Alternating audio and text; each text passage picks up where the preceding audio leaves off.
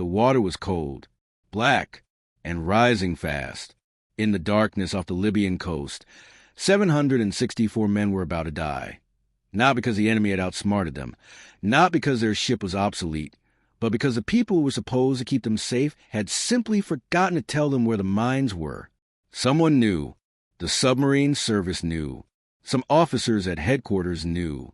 But on the bridge of HMS Neptune, steaming at 24 knots through a stormy Mediterranean night in December of 1941, Captain Rory O'Connor had no idea he was leading his entire squadron directly into what the Italians called Minefield T. The first explosion tore through the ship's starboard bow at 1:06 in the morning.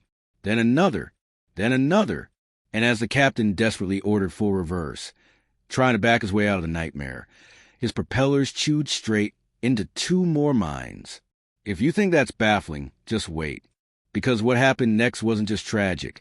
It was a cascading failure of communication so perfectly, almost mathematically absurd, that you'll be asking yourself one question for the rest of the story. How could anyone let this happen? But before we dive into the disaster, hit that subscribe button. Because this channel digs into forgotten tragedies of military history. The stories where human error, miscommunication, and overconfidence collide in the worst possible ways. If you're the kind of person who wants to understand not just what went wrong, but how it could have been prevented, you're in the right place. New videos every week. Don't miss the next one. The Illusion of Success. Let's rewind. 6 months earlier. May of 1941. Malta was Britain's unsinkable aircraft carrier in the Mediterranean. A limestone fortress rising from azure waters, this tiny island, barely 27 kilometers long, had become the linchpin of Britain's entire naval strategy in the region. From Valletta's ancient harbors, the Royal Navy's Force K operated with lethal efficiency. Their mission? Hunt down Axis supply convoys trying to feed Rommel's Afrika Korps across the sea to Libya. And they were good at it, ruthlessly good. The strategic calculus was elegant in its simplicity. Rommel's tanks couldn't run on sand and ambition alone. Every liter of fuel, every artillery shell, every can of rations had to cross the Mediterranean from Italian ports. Disrupt those supply lines, and the Desert Fox would be defanged. Force K had been assembled specifically for this purpose. Fast cruisers and nimble destroyers configured to intercept, engage, and destroy merchant convoys before they reached North African shores. Captain Rory O'Connor was exactly the kind of officer the Admiralty loved.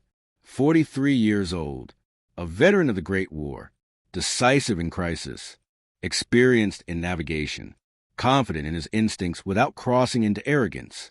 Neptune was his ship, a Leander-class light, cruiser bristling with 6-inch guns and crewed by some of the finest sailors in the Commonwealth, including 150 New Zealanders who volunteered for Mediterranean duty, eager to prove themselves in the cauldron of naval warfare.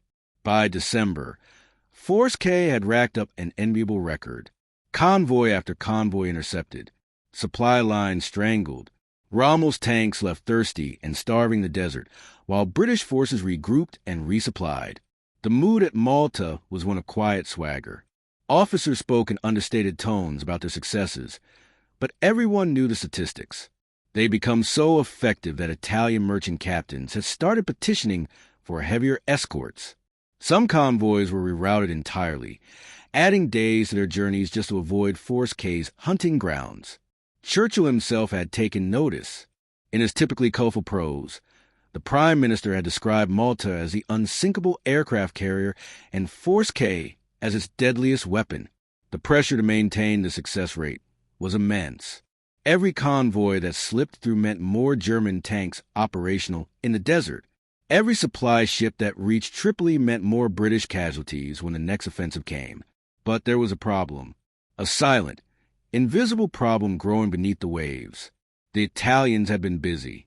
Throughout May and June of 1941, their mine layers had been creeping along the Libyan coast under cover darkness, sowing dense fields of contact mines in deep water. Far from shore, far deeper than the Royal Navy expected. These weren't the shallow defensive minefields everyone knew about, the predictable barriers laid close to harbors and anchorages. This was Minefield T, a trap laid 30 kilometers out to sea, right along the approach routes to Tripoli. The mine-laying operation had been methodical. Night after night, Italian vessels would steam out with holds full of Elia mines, spherical contact explosives packed with 200 kilograms of high-grade explosive. Each mine was weighted to sit at a precise depth, suspended by cables anchored to the seafloor. The field stretched for miles, a grid of death invisible beneath the surface. The Italians had studied Force K's tactics, analyzed their preferred approach vectors, mapped their patrol patterns, and they'd seeded the sea accordingly. It was, by any measure, a brilliant tactical innovation. Conventional wisdom held that mining deep water was a waste of resources. The effort was immense. Each mine had to be carefully positioned. The cables measured precisely to account for water depth and tidal variation. Most navies concentrated their mining efforts close to shore, where ships were forced into predictable channels. But the Italians had gambled that Force K's confidence would be their undoing. British cruisers had been operating with impunity for months. They'd grown accustomed to treating open water as sanctuary. And here's where the irony begins to curdle into tragedy. British intelligence knew about it. Not everything. The precise coordinates remained elusive, but submarine reconnaissance had spotted the mine-laying activity. Periscope observations had been logged. Reports had been filed. Intelligence officers at various levels of command had made notes in logbooks, added annotations to their own classified charts. The information existed. Somewhere in the vast bureaucratic machinery of naval command, someone knew that Minefield T was being laid. But in the labyrinthine hierarchy of a naval command stretched in across an entire theater of war, with operations ongoing in the Atlantic, the Arctic, the Indian Ocean, the Pacific, that knowledge never made it to men who needed it most. The report sat in a filing cabinet in Alexandria, or perhaps it was on someone's desk in London, awaiting processing. Maybe it had been transmitted to Malta, but buried under more urgent intelligence about German bomber formations or Italian surface fleet movements. Captain O'Connor had outdated charts.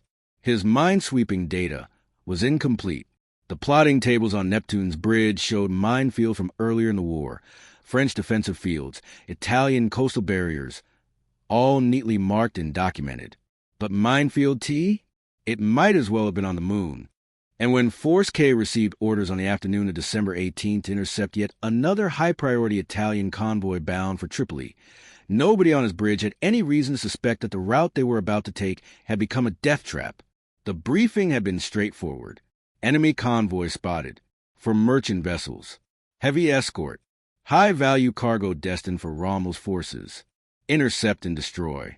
The squadron steamed south in single file through a rising gale. Neptune in the lead, her bow cutting through 12-foot swells. Aurora and Penelope following close behind, their silhouettes barely visible in the gathering darkness. For destroyers, Kandahar, Lance, Lively, and Havoc, spread out in protective formation, their searchlights doused, radar operators scanning for enemy contacts. 7 warships cutting through the darkness toward an enemy they believed they understood. The seas were heavy. A southwesterly wind drove foam across the wave crests. Visibility was poor, reduced to a few hundred meters by spray and the moonless night. But Force K had done this dozens of times before. Bad weather was almost preferable.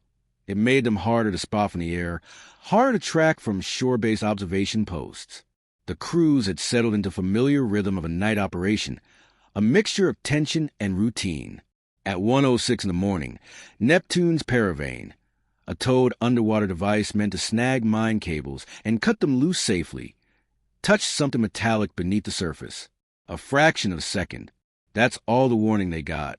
And the Mediterranean exploded. Quiet warnings. The afternoon briefing on December 18th had been rushed. Perfunctory, even. Vice Admiral Sir Wilbraham Ford, the senior naval officer at Malta, had received intelligence that an Italian convoy, laden with supplies desperately needed by Rommel's Africa Corps, was steaming toward Tripoli under heavy escort. The intercept was classified as urgent priority. Churchill himself had been explicit in his orders to Mediterranean Command.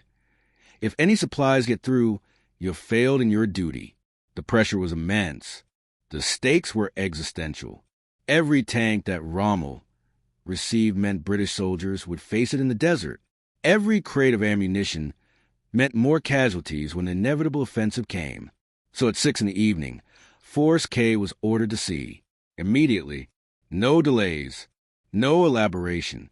There was just one peculiar detail, one small irregularity that should have raised questions. Rear Admiral Rawlings, the officer who should have commanded the operation, wasn't on board. He'd been left behind, quite literally on the golf course at Marsa's sports club. Because the departure had been so sudden, there wasn't time to fetch him. The Admiral's absence wasn't technically a violation of protocol. These things happened in wartime. But it meant that command passed instead to Captain Rory O'Connor, a capable officer, but one who just inherited a mission without the full context, without the complete operational picture, without time to ask the uncomfortable questions that might have saved everyone. O'Connor didn't have access to the morning's intelligence briefings. He hadn't been present for the strategic discussions about convoy routes and enemy capabilities. He received his orders verbally, confirmed them, and steamed south within the hour. Speed was everything. The enemy convoy wouldn't wait. The weather wasn't cooperating either.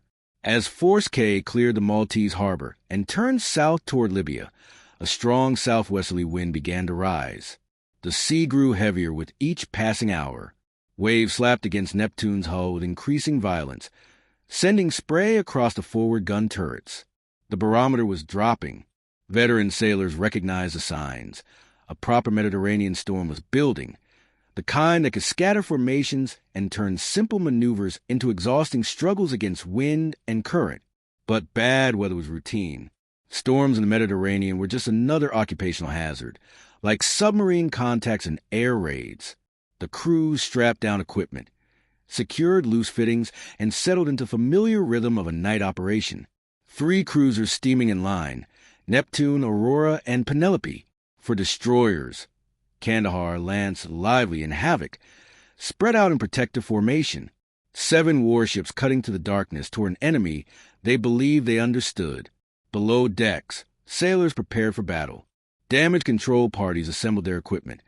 Wooden plugs for shell holes, firefighting gear, emergency pumps. Gun crews loaded ammunition hoists. Engineers monitored boiler pressures and turbine temperatures. Everyone knew the drill. You didn't hunt enemy convoys without expecting return fire. Italian escort vessels were well-armed and their crews were competent.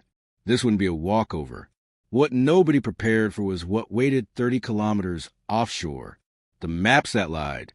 On Neptune's bridge, Captain O'Connor studied his charts by the dim red glow of the plotting table. The maps showed known minefields close to shore. Old French minefields from the early days of the war, laid when France still held North African territories. Italian defensive fields hugging the coastline around Tripoli harbor. German additions from more recent months. These were marked, anticipated, avoidable. The standard procedure was straightforward. Approach from deep water. Stay well offshore until the last moment, then sweep in fast to the intercept.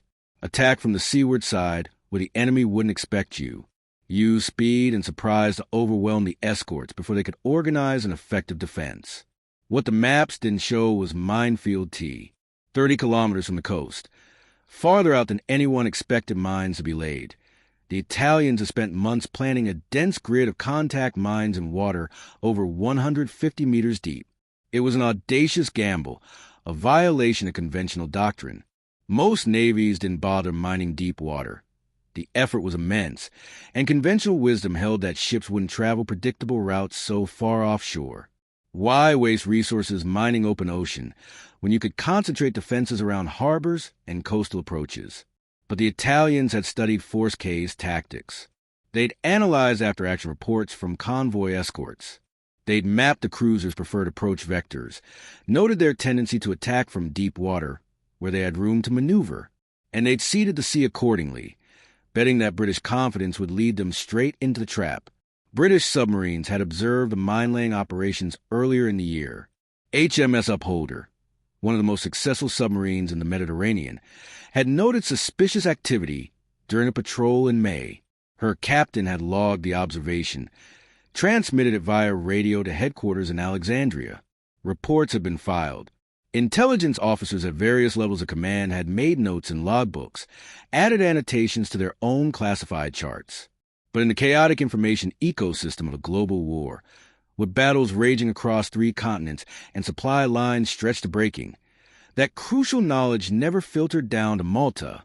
Or if it did, it arrived incomplete, ambiguous, buried in stacks of contradictory reconnaissance data that no one had time to reconcile. Intelligence staffs were overwhelmed. Every day brought hundreds of reports: aircraft sightings, submarine contacts, intercepted radio traffic, coast watcher observations, photographic reconnaissance. Sorting signal from noise required time and experienced analysts, both of which were in desperately short supply. Captain O'Connor's charts were out of date, not by years, not even by a full year, just by months.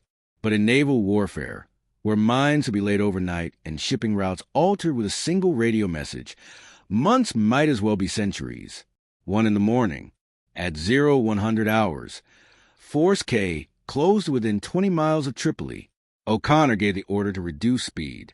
The squadron slowed from 24 knots to 15, creeping forward to the storm-tossed darkness. They were now just 5 miles from the known minefields, the ones on the charts, the ones close to shore. At this position, conventional doctrine said they were safe. Deep water was supposed to be sanctuary, the zone where you could operate with confidence before committing to the final approach.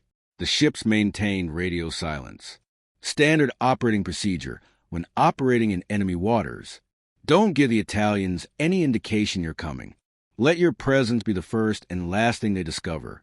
Neptune's radio operators sat at their stations, headphones on, monitoring frequencies but transmitting nothing. The only communication between ships came via carefully shuttered signal lamps, brief flashes of light that wouldn't be visible beyond a few hundred meters. On Neptune's bow, the paravane cables sliced through the water. These were towed devices designed to snag mine cables and deflect them away from the ship's hull, a last line of defense against the unseen. The paravanes were simple but clever. Metal frameworks towed on long cables, positioned to intercept mines before they reached the ship. When functioning properly, a paravane would catch a mine cable, slide along until it reached the mine itself, then trigger a cutting mechanism that severed the cable and allowed the mine to float to the surface where it could be destroyed by gunfire. In calm seas, they worked beautifully. In a gale, with waves crashing and currents swirling unpredictably, they were less reliable.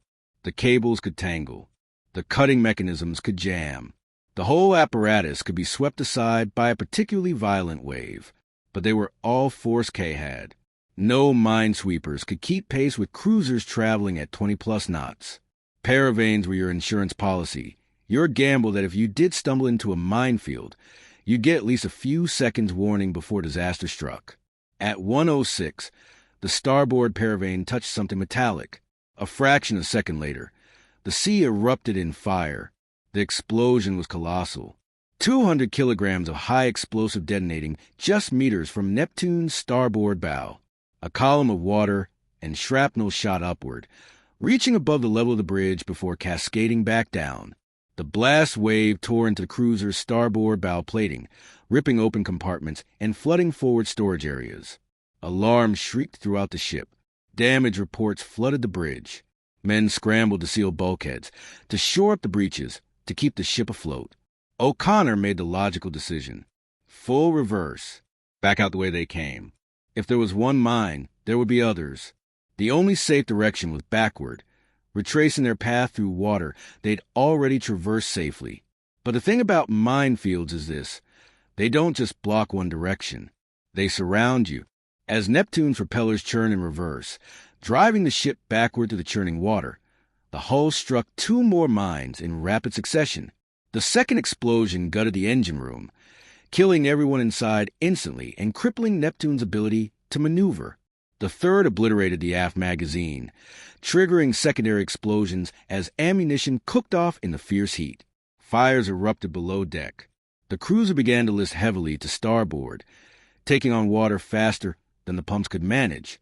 Astern, Aurora's captain saw the flashes and made a split-second decision. Hard to port. Maximum rudder. Turn away from whatever Neptune had hit. Aurora's desperate maneuver saved most of her crew. She clipped only one mine on her port side, suffering significant damage but remaining afloat. Penelope, Farther back in the line, managed to reverse course entirely, her captain ordering emergency full astern before his ship reached the killing zone. But Kandahar, the destroyer racing forward to help Neptune's crew, wasn't so fortunate. Her captain had seen Neptune's distress. He'd watched the explosions, seen the fires, and done what destroyer captains are trained to do. Close to the damaged vessel, prepare to rescue survivors. Kandahar plowed straight into the minefield and detonated a mine amidships, the explosion shattering her stern and crippling her steering. And now, drifting helplessly in a stormy sea surrounded by invisible explosives, Captain O'Connor faced the cruelest decision of his life. He could call for help and watch more ships die trying to reach him, or he could order everyone to stay away. At 0130, Neptune's signal lamp blinked a 2-word message across the water to the rest of Force K. Keep away. For in the morning, Neptune was dying. For 3 hours, Captain O'Connor and his crew had fought to keep her afloat, pumps screaming at maximum capacity, draining seawater from flooded compartments only to watch it pour back into breaches too large to seal. Bulkheads groaning under the pressure of incoming water, the metal plates flexing and warping as structural integrity collapsed. Fires burning in compartments that couldn't be reached because the passageways had flooded or collapsed. The ship listed farther and farther to starboard, the deck tilting at angles that made walking nearly impossible. The gale had grown worse. What had been heavy seas at midnight had escalated into a full Mediterranean storm. Waves towered over the stricken cruiser, some reaching 15 feet from trough to crest, crashing across the exposed upper decks and sweeping away anything not welded down. Men clung to railings, to gun mounts, to each other. Below, in flooded compartments where the lights had failed, sailors worked by feel in chest-deep water, trying to shore up collapsing bulkheads with whatever materials they could salvage. Wooden beams, mattresses, their own bodies pressed against failing steel. The damage control parties had performed miracles. They'd sealed off flooded sections, established pumping chains, fought fires with equipment designed for peacetime drills, not this kind of catastrophic damage. But there were limits to what courage and seamanship could achieve. Neptune had been hit by 4 mines, for massive explosions, each one tearing open hull plating designed to withstand shell fire, but never intended to handle underwater detonations at point-blank range. O'Connor's order, keep away, had been absolute. No ship was to approach. No rescue attempt was to be made. He knew what his charts didn't show. They were surrounded. Any vessel that came to help would sail straight into the same nightmare. Better that 700 men die than 1,000. Better that one ship sink than an entire squadron. From Neptune's tilting deck, lookouts could see lights on the horizon. The rest of Force K, standing off at safe distance, maintaining their position but unable to help. The frustration must have been agonizing, watching your comrades die, knowing they were just a few miles away, knowing that any attempt to reach them would likely end in another explosion, another sinking ship, more men in the water. But at 4 a.m, the Mediterranean decided it wasn't finished. A 4th mine detonated amidships. Whether Neptune had drifted onto it or whether shifting currents had pushed the mine into contact with the hull, nobody would ever know. The explosion was catastrophic. It tore open Neptune's hull like paper, flooding the remaining watertight compartments in seconds. The list accelerated. 10 degrees, 20, 30. Men scrambled toward the high side of the deck. But there was nowhere left to go. The ship was rolling over. O'Connor gave the order to abandon ship. Carley floats, circular rafts made of cork and canvas, designed to hold 20 men each, were thrown overboard. Life jackets were distributed from emergency lockers. Those who could swim prepared to enter water. So cold it would kill them in minutes if exhaustion didn't claim them first.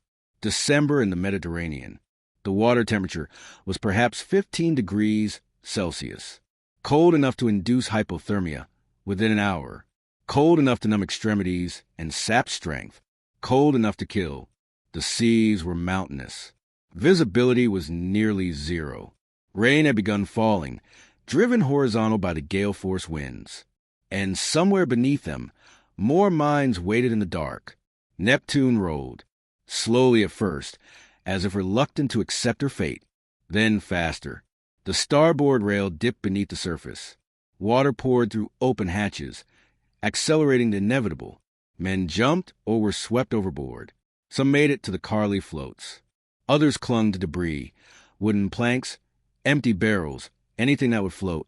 At 4:36 in the morning on December 19th, 1941, HMS Neptune capsized and slid beneath the waves. 764 men went into the water. In the chaos and the darkness and the howling wind, they clung to rafts, to debris, to anything that floated. Some managed to stay together in groups, finding Carly floats and hauling themselves aboard. Others were swept away by the current, disappearing into the black expanse of the Mediterranean, their cries lost in the storm. Captain O'Connor was last seen helping wounded sailors into a Carly float, refusing to save himself while any of his crew remained aboard. When Neptune finally went under, he went with her. By dawn, there was no trace. No oil slick. No floating wreckage. Just empty water and the realization that Force K had suffered the worst disaster in its history. The drifting hell. 300 meters away, Kandahar was still afloat. Barely. The destroyer had struck a mine while attempting to approach Neptune earlier in the night. The explosion had shattered her stern, destroying the steering gear and leaving her rudder jammed hard to starboard. Now she drifted helplessly on the same current that was carrying Neptune's survivors farther and farther from any hope of rescue. From Kandahar's deck, her crew watched Neptune disappear. They scanned the water with binoculars, searching for survivors. Nothing. The storm had swallowed everything. If men were out there clinging to rafts, they were invisible in the darkness and the driving rain. Kandahar's captain faced his own crisis. His ship was crippled but still afloat. The mine had destroyed propulsion, but auxiliary power remained. They had lights. They had pumps. They could keep the wounded alive, at least temporarily. But they couldn't maneuver, couldn't steer, couldn't escape the minefield that surrounded them. For all of Saturday the 19th, Kandahar drifted southeast, 50 miles. Carried by wind and current deeper into enemy-controlled waters, farther from Malta, farther from safety. Her crew worked desperately to restore power, to repair the steering, to regain some measure of control. Engineers jury-rigged systems, welded patches over damaged plating, did everything human ingenuity could devise. But the damage was too extensive. The steering gear was simply gone, sheared away by the explosion. As daylight came, the situation became more desperate. They were drifting toward the Libyan coast, toward enemy-held territory. If they ran aground, they'd become prisoners. If Italian aircraft spotted them, they'd be bombed into scrap. The destroyer's anti-aircraft guns remained operational, but a stationary target was easy prey for determined attackers. When darkness fell again, the destroyer Jaguar finally located the crippled ship and began the treacherous work of rescue. In heavy seas, with both vessels rolling unpredictably, Jaguar maneuvered alongside. It was seamanship of the highest order, bringing two ships into contact in a storm, maintaining position long enough to transfer personnel, doing it all in potentially mined waters with the risk of enemy attack at any moment. 178 men were evacuated. They came across on ropes, on jury-rigged gangplanks, some simply jumping when the waves brought the two ships close enough. 73 casualties were counted among the dead and wounded. Jaguar's captain made the call. Kandahar couldn't be saved. She couldn't be towed, not in these seas, not with steering gone, not with a minefield still surrounding them. Leaving her afloat meant leaving a navigation hazard. Worse, it meant potentially allowing her to drift into enemy hands, where intelligence officers would strip her of code books, radar equipment, anything valuable. A torpedo was fired at point-blank range. Kandahar broke apart and sank within minutes, taking with her any hope of recovering equipment or retrieving the dead. 2 ships gone. Over 1,000 men lost or evacuated. And somewhere in the storm-tossed Mediterranean, a handful of survivors from Neptune still clung to life.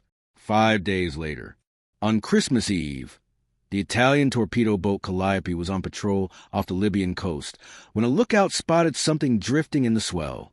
A Carly float, barely visible in the waves. Just a dark speck against darker water.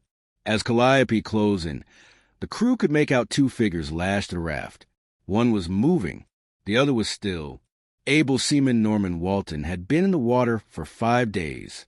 5 days without food. 5 days exposed to the elements. 5 days watching his shipmates slip away one by one as hypothermia and exhaustion claimed them. By Christmas Eve, only 2 men remained alive on a raft that had once held nearly 20. Walton and leading seaman Albert Price, barely conscious, barely alive but still breathing. The ordeal had been unimaginable. The storm had lasted for 2 days, waves constantly washing over the raft, draining the survivors' strength and body heat. Men had died from exposure, from injuries sustained during the sinking, from simple despair. One by one they'd slipped into the water, too weak to hold on, too cold to care. Walton had watched Captain O'Connor die on the first night, the man who'd ordered everyone else to safety succumbing to hypothermia before dawn. He'd watched young sailors, boys really, some no older than 18, give up the fight and let go. Thirst had been the worst torment. Surrounded by water, unable to drink a drop, mouths dry and cracked, tongue swollen, hallucinations setting in as dehydration advanced. Some men had drunk seawater despite knowing better, speeding their own deaths as their kidneys failed and their minds unraveled. The Italian crew worked quickly to bring the survivors aboard. Calliope's captain, recognizing the British uniforms, ordered his men to handle the rescue with care. Whatever the politics of war, these were sailors in distress. Naval tradition demanded they be saved, but as they maneuvered the boat alongside the raft, a large wave surged beneath them. The raft lifted, tilted, and was sucked under Calliope's stern. The propeller struck Albert Price. He died instantly, killed by the same sea that had kept him alive for 5 days. Norman Walton became the lone survivor of HMS Neptune, one man out of 764. Back at Malta, the Board of Inquiry convened on Christmas Eve aboard HMS Ajax, anchored in Valletta's Grand Harbor. Officers gathered in the wardroom to dissect what had happened. The atmosphere was grim. Neptune had been the pride of Force K. Her loss represented not just 764 dead, but a catastrophic blow to Mediterranean operations. Witness testimony was recorded. Charts were examined. Signal logs were reviewed. The questions were obvious. Who knew about Minefield T? Why wasn't Force K warned? How could an entire squadron sail into a death trap that intelligence had, somewhere, somehow, documented months earlier? The answers were fragmentary, contradictory, maddening. Yes, British submarines had observed Italian mine-laying activity. Yes, reports had been filed. But no, those reports hadn't been consolidated into updated charts. The information existed in pieces scattered across multiple commands, none of which had communicated effectively with the others. Submarine reconnaissance reports went to one department. Chart updates were handled by another. Operational planning by a third. In peacetime, staff meetings would have reconciled these discrepancies. But in December of 1941, with the Mediterranean fleet stretched impossibly thin, nobody had connected the dots. Captain O'Connor had done everything by the book. He'd followed doctrine. He'd used his best judgment based on the information available. The charts on his bridge showed clear water where Minefield T waited. And because the mission was urgent, because Churchill himself had demanded that no supplies reach Rommel, there hadn't been time to double-check, to verify, to ask the uncomfortable questions that might have revealed the gap in their knowledge.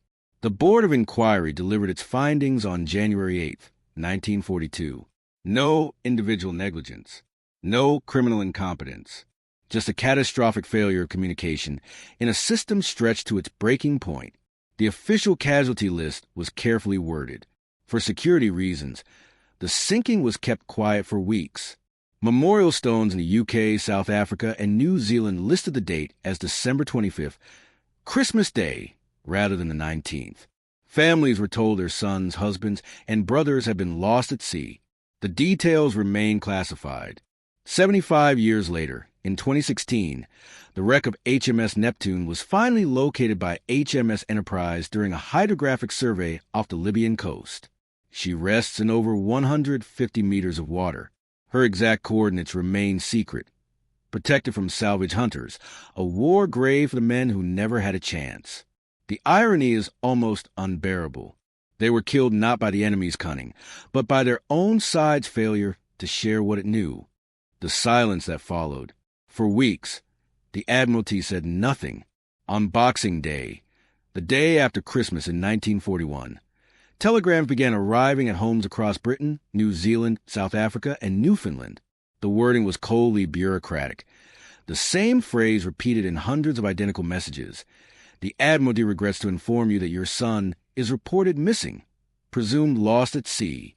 No details, no explanation, no hint of how or where, just the suffocating finality of those words, delivered 2 days before the new year. In Triton, West Newfoundland, Alan and Fanny Windsor received the news about their son Bertie, a young stoker who joined Neptune's crew with dreams of adventure and service. In Wellington, New Zealand, 150 families opened identical telegrams. The casualties included ratings and officers, experienced sailors and fresh recruits, men who'd survived years of war only to die in a single night. Across the United Kingdom, hundreds more telegrams arrived. The official casualty notices deliberately obscured the truth. Many listed the date of loss as December 25th, Christmas Day, rather than the 19th. A small lie meant to maintain operational security. A small lie that haunted families for decades, wondering why the Admiralty would fabricate even such a minor detail. The secrecy wasn't unusual for wartime. Revealing the full circumstances of Neptune's loss would have exposed operational weaknesses, confirmed the Italians that their minefield had succeeded beyond their wildest expectations, and potentially compromised other operations in the Mediterranean. But for families, the silence was torture. They wanted to know, deserved to know, how did their loved ones die? Were they killed instantly, or did they suffer? Were there survivors who might yet turn up in prisoner of war camps? There was no public acknowledgement, no press release, no memorial service broadcast on the BBC. The disaster was classified, buried under layers of wartime secrecy at a moment when Britain desperately needed victories, not reminders of catastrophic blunders.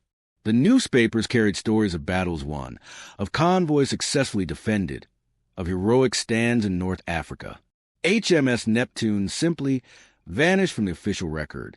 Even Winston Churchill, whose personal directive had sent Force K on that mission, was informed of the Board of Inquiry's findings. The report sat in Admiralty archives, stamped top secret, untouched for 33 years.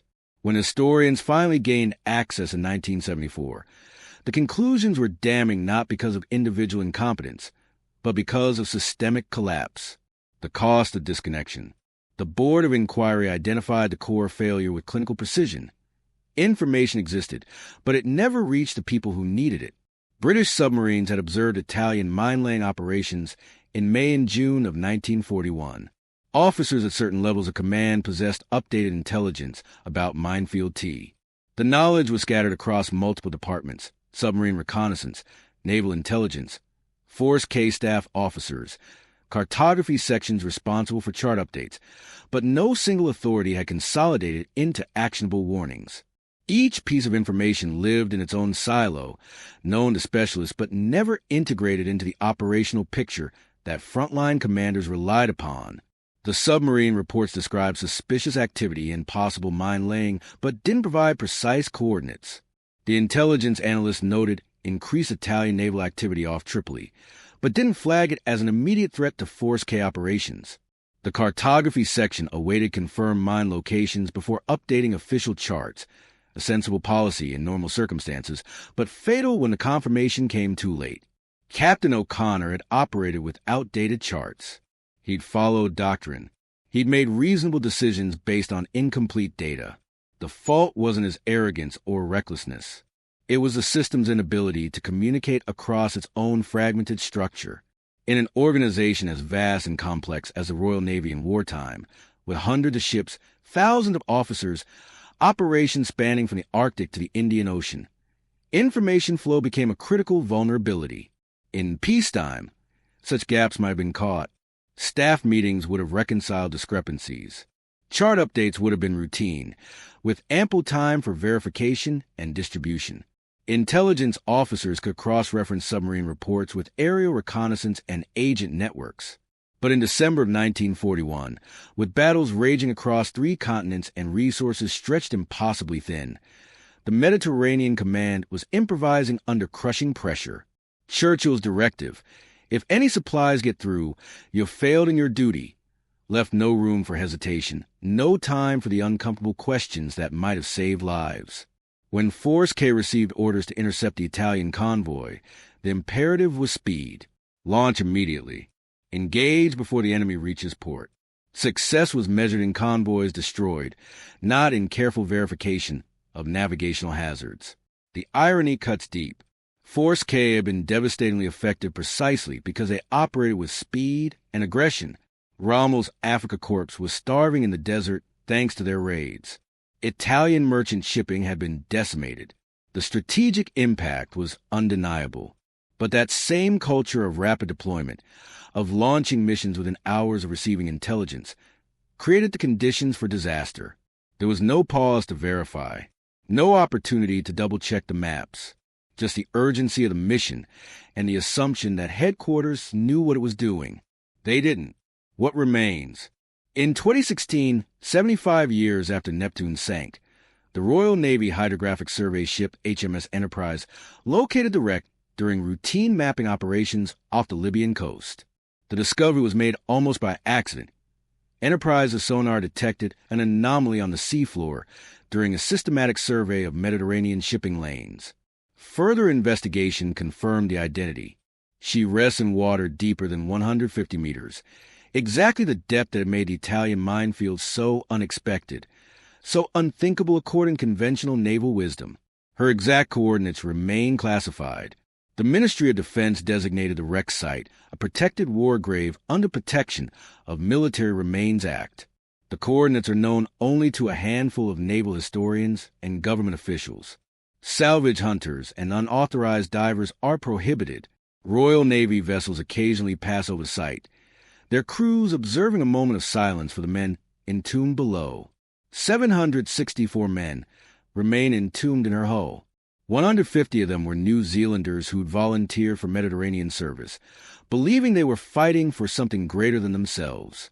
They'd left homes in Auckland, Wellington, Christchurch, traveled halfway around the world to crew a British cruiser in waters they'd never seen before. They'd trained, they'd fought, and they died not in glorious combat, but in a minefield their own intelligence services had documented but failed to communicate. Norman Walton, the lone survivor, spent 5 days adrift in the Mediterranean before Italian torpedo boat Calliope spotted his raft on Christmas Eve. He watched his captain, Rory O'Connor, slip beneath the waves from hypothermia. He watched dozens of shipmates succumb one by one to exposure, dehydration, and despair.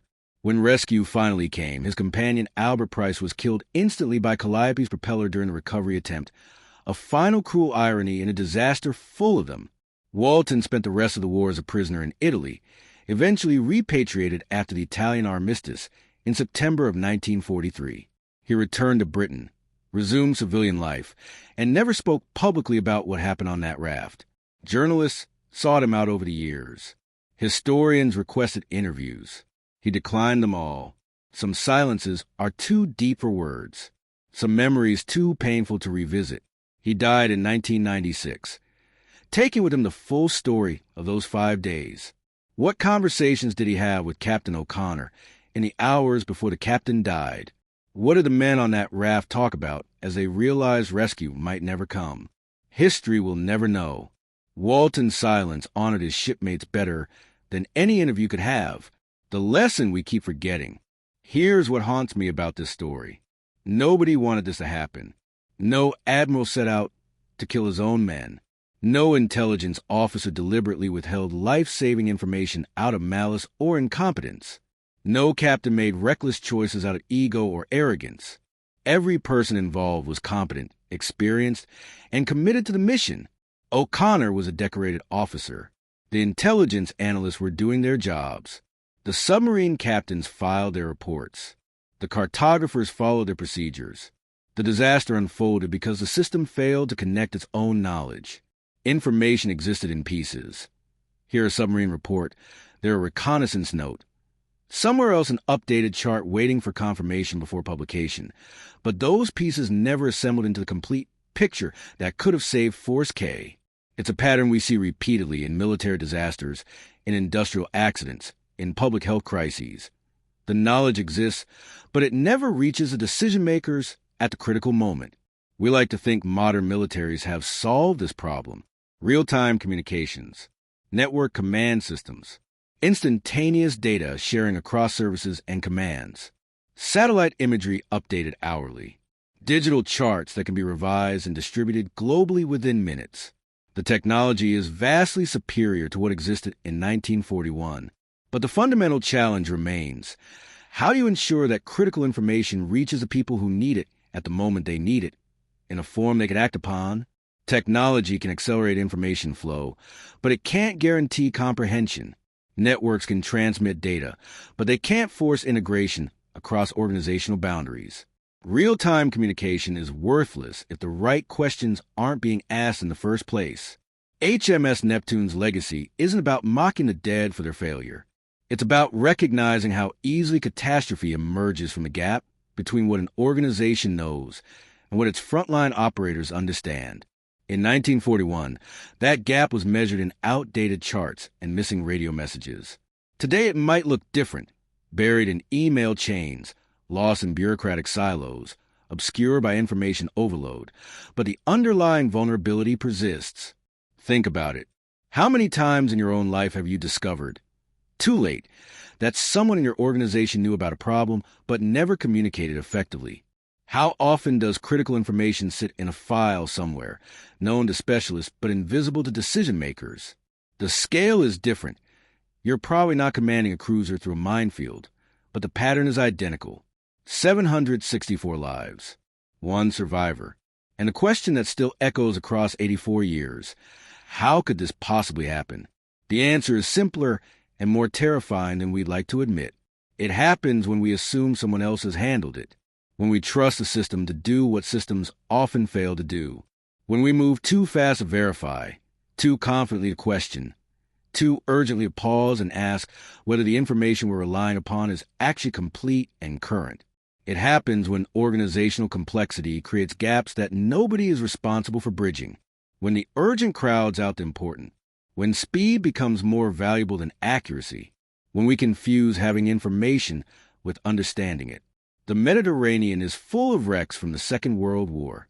Neptune is just one of hundreds, her story no more tragic than countless others. But her loss encapsulates something fundamental about how organizations fail, how good people operating within reasonable constraints can collectively produce disaster, how the fog of war is often generated not by the enemy, but by our own inability to see clearly what we already know. If stories like this matter to you, if you believe we learn more from tragedy than triumph, subscribe to this channel. Every week we explore the forgotten disasters of military history, the moments where human error and systemic failure collide in ways that demand we pay attention, not to judge the dead, not to pretend we would have done better, but to understand how easily it could happen again in different circumstances, with different technology, but the same fundamental vulnerabilities. Because the greatest dishonor we can do to those who fell is to forget why they died, to treat their loss as ancient history, irrelevant to our modern world. The technology changes. The uniforms change. The weapons change. But human organizations remain vulnerable to the same failures of communication, the same gaps between knowledge and action, the same tragic distance between what we know and what we do with that knowledge. Don't miss the next one. Hit subscribe. And remember HMS Neptune.